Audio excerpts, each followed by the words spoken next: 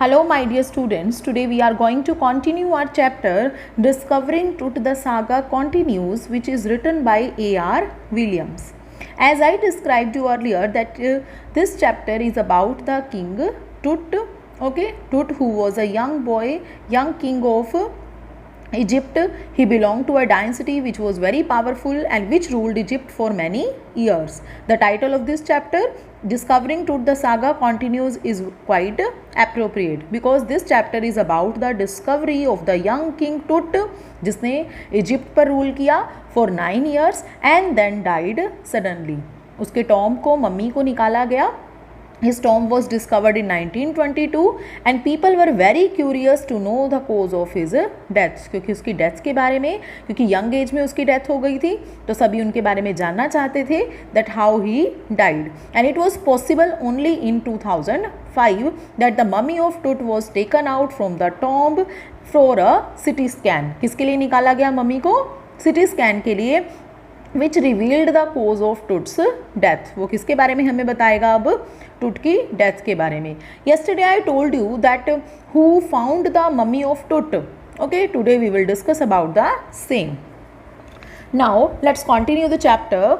The mummy is in very bad condition because of what Carter did in the 1920s, said Zahi Hawass. सबसे पहले हम discuss करते हैं कि ये जाही हवास कौन थी. Zahi Hawass secretary general of Egypt supreme council of antiques, जो वहाँ जाही हवास थे. उन्होंने क्या डिक्लेयर किया? उन्होंने बताया that mummy is in very bad condition. जब मम्मी को खोला गया था, और कैसे उन्हें पता लगा? As he leaned over the body for a long first look. जैसे ही वो फर्स्ट लुक उन्होंने मतलब नीचे वो झुके उस बॉडी को चेक करने के लिए, पहली बार देखने के लिए, at the time he found that the mummy is in a very bad condition. क्यों बैड कंडीशन में थी? Because what Carter did in the 1920s. Carter के बारे में आगे मैं एक्सप्लेन करती हूँ कि कौन है ये कार्टर. उन्होंने 1920s में जो उसके साथ किया. अब देखो कार्टर, हावर्ड कार्टर, ये कौन थे? That is was the British archaeologist who in 1922 discovered Tut's tomb after years of fertile searching. यही थे जिन्होंने टुट को क्या किया था? उनकी बॉडी को सर्च किया था. Okay, after he discovered king's Tut tomb in 1922 after a long search. उन्होंने बॉडी को ढूंढ निकाला. Its contents though hastily ransacked in antiquity were surprisingly complete. The valuable जो ट्रेजर थे उनकी बॉडी के आसपास रखे गए थे. मैंने आपको कल भी एक्सप्लेन किया था कि इजिप्शियंस में जब भी किसी राजा की डेथ होती थी तो इजिप्शियंस ये बिलीव करते थे that there is a life after death. तो वो जब उनकी टॉम में डेड बॉडी को डाला जाता था तो बहुत सारी ज्वेलरी, गोल्ड और जो भी नेसेसरी आइटम्स होती थी वो उनके साथ रखा करते थे.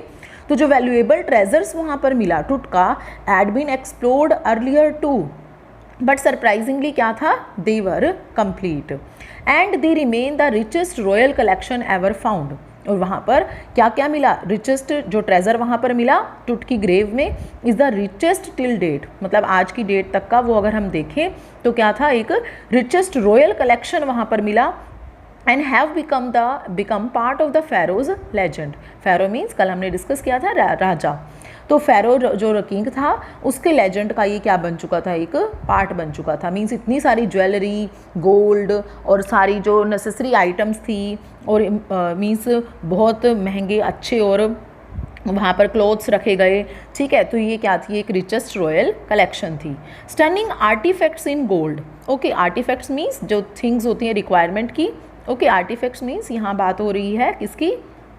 जो यहाँ एक्चुअली में क्या था कि वहाँ पर क्योंकि उनकी जब डेथ हुई थी तो डेथ के टाइम उन्होंने बहुत सारी चीज़ें रखी थी. Artifacts means things of art. Okay, art की बहुत सारी इंपॉर्टेंट जो थिंग्स थी वो वहाँ पर रखी गई और स्पेशली वो किससे बनी हुई थी? गोल्ड से. Their eternal brilliance meant to guarantee resurrection. Okay, resurrection means rebirth. तो वो किस चीज़ का मतलब वो बिलीव किस लिए करते थे कि जो उनका एटर्नल बिलीफ ये था मानने का कि लाइफ के बाद रीबर्थ मीन्स डेथ के बाद भी क्या होती है, एक दोबारा से लाइफ स्टार्ट होती है। तो इसलिए ये सारी चीज़ें वो अपने पास मतलब मरने के बाद टॉम में रखा करते थे। Caused a sensation eight the time of discovery. और जब ये डिस्कवरी हुई तब ये क्या हुआ, मतलब बहुत ज़्यादा सभी उसके लिए अटेंशन हो गए कि वहाँ पर क्या क्या चीज़ें मिल रही हैं। And still get the most attention. और सभी चीज़ें कैसी थी, because it has artifacts in gold. Artifacts means things in art which are eternally beautiful and as good as new. ऐसे ही सुंदर लग रही थी जैसे कि बिल्कुल नई चीज़ें रखी गई हों। एंड टूट was buried with things of daily use also. Okay, जो एवरीडे की थिंग्स थी he would want in after life. After life means death after life की बात यहाँ हो रही है कि जो डेथ क्योंकि उनका तो क्या मानना था कि डेथ आफ्टर लाइफ होती है, तो लाइफ होती है वहाँ पर। तो वो मानते थे कि जो भी चीज़ें उनको वहाँ पर चाहिए होंगी तो वो उन सभी चीज़ों के साथ टूट को वहाँ पर ब्यूरी किया गया।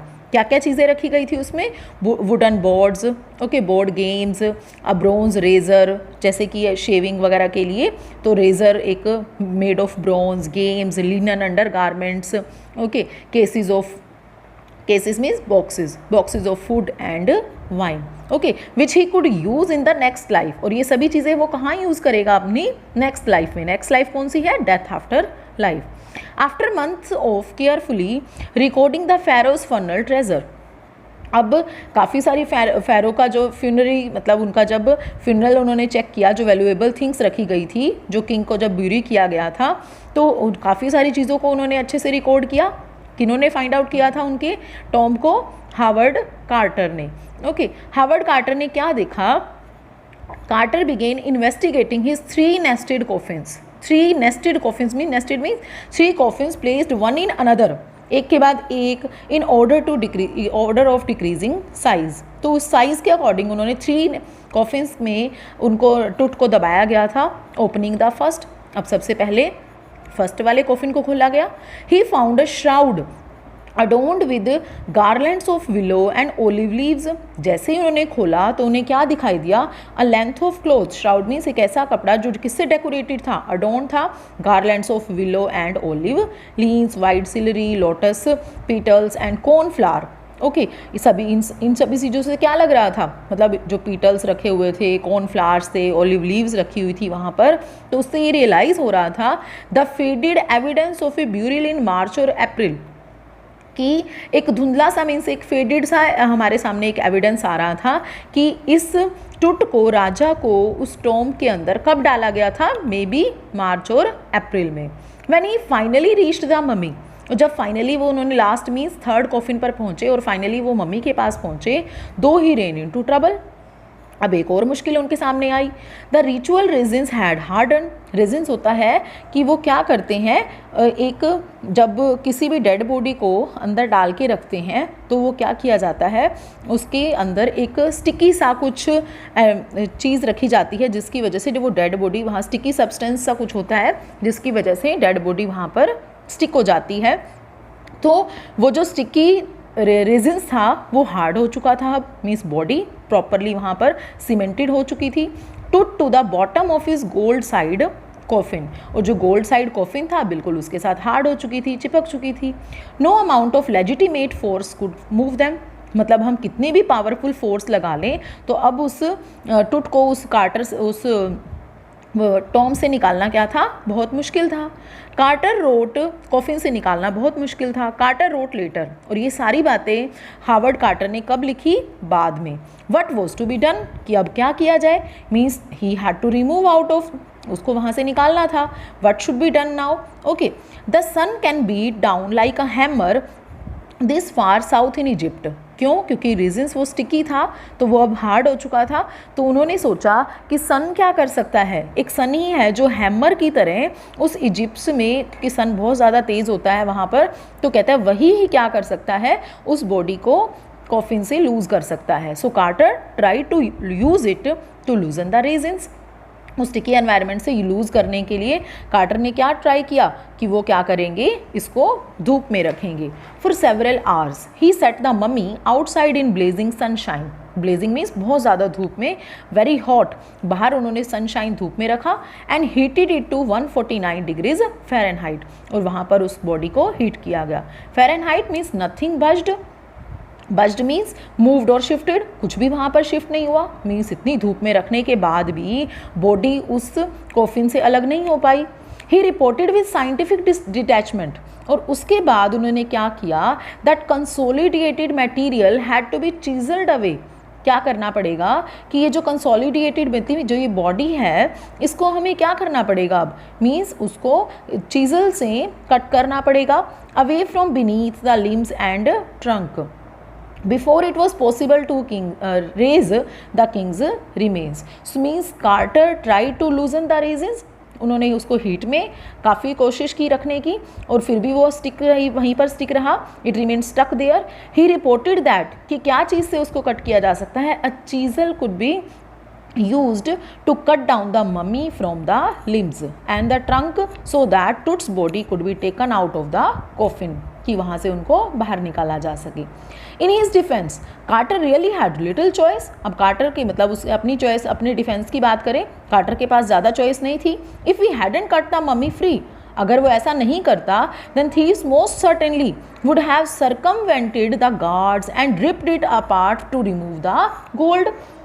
अगर वो ऐसा नहीं करते तो वो क्या करते हैं कि जो थीव्स हैं, ठीक है, वो थीव्स वहाँ पर सर्टेनली, वो सर्कमवेंटेड मीन्स यहाँ पर एंट्रैप्ड की बात हो रही है, to find a way around, कि वो एक नया रास्ता ढूंढ लेंगे गार्ड्स को टैकल करने का, और फिर उसके बाद वो जितना भी गोल्ड वहाँ पर रखा हुआ है उसको रिमूव करने में सक्सेसफुल हो जाएंगे. Means thieves would be possible, okay, they would be successful to rob the gold. In Tut's time, Tut के टाइम में the royals were fabulously wealthy.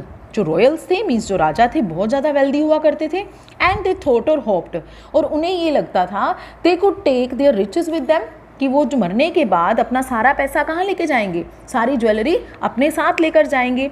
For his journey to great beyond king's Tut was lavished. अब king टुट को किसके साथ lavish किया गया, means उनको किसके साथ ऑर्नामेंटेड किया गया, with glittering gold goods, glittering shining goods के साथ, प्रीशियस कॉलर्स के साथ, inlaid necklaces, bracelets, rings, amulets एक ऑर्नामेंट होता है, ceremonial apron, sandals, seat for his fingers and toes, and the new iconic inner coffin and mask. Means इतनी सारी चीज़ों के साथ उस कॉफिन को डेकोरेट किया गया, और ये सारी चीज़ें कहाँ रखी गई, किंग टूट के कॉफिन में.